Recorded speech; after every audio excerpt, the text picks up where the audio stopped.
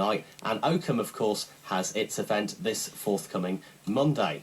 And all our towns feeling festive now. All the trees are up.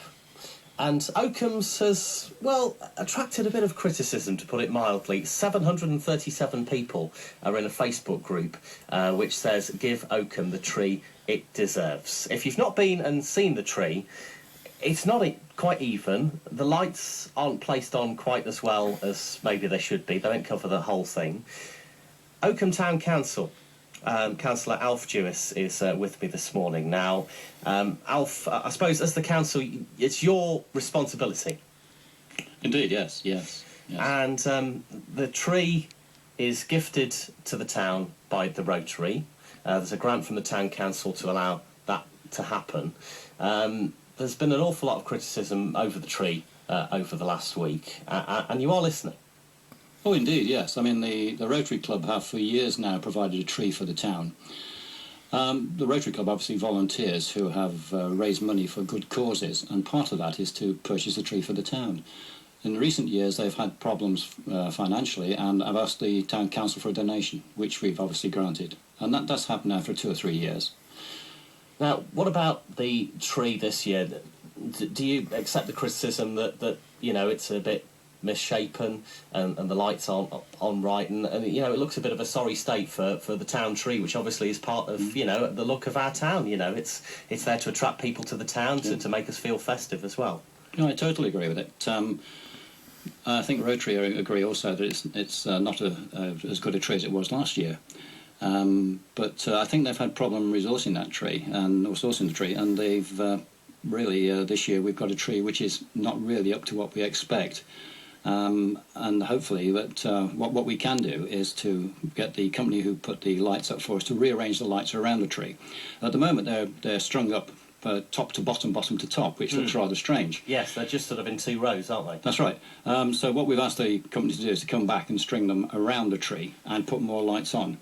Now, that's not going to overcome the problems with the tree, and it's probably a little too late now to do anything with the tree unless we can get someone to donate a tree.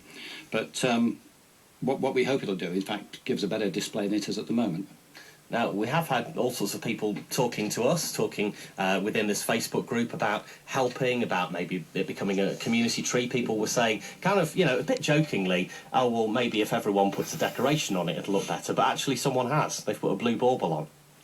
Yeah. I'm not saying that. Yeah. No, absolutely. So people care, don't they? They really do care about this. Yeah. Well, obviously, the number of people who have signed up on Facebook, if you've seen 730 odd now, that's indicating that people are concerned about the town, which is good to see.